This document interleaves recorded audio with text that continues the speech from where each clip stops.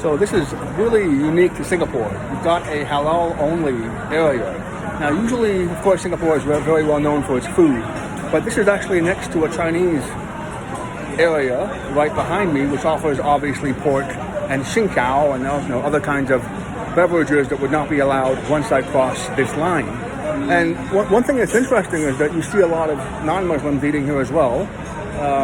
Lots of people who are Chinese coming here as well, just based on demographics. So bottom line is that food usually brings everyone together. So it's been a bit controversial trying to separate people based on preference. But the real issue with halal is what does it usually stand for? In some cases, it's been so watered down that even a bakery or a place selling vegetables will call itself halal. But over here, they're trying to probably impose a more rigorous definition. So you cannot have any alcohol in the area. You cannot have smoking even in the area.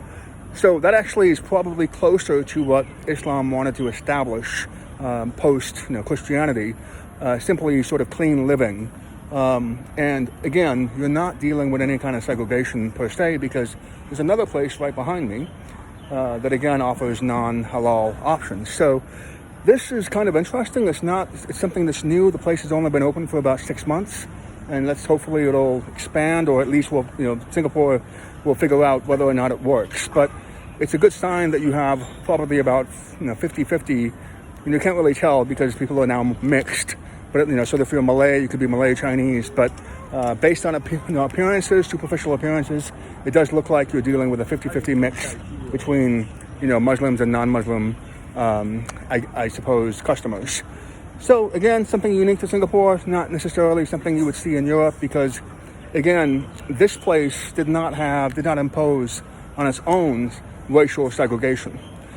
And so if you try to do something like this in Europe or the United States, it would have different connotations, because integration was something that was fought for.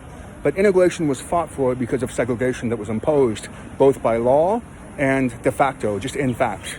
Whereas the advantage that post-colonial societies have, particularly post-British colonial societies, is they don't have the baggage of that history. You've got, so as a result, you've got a little bit more freedom to be creative.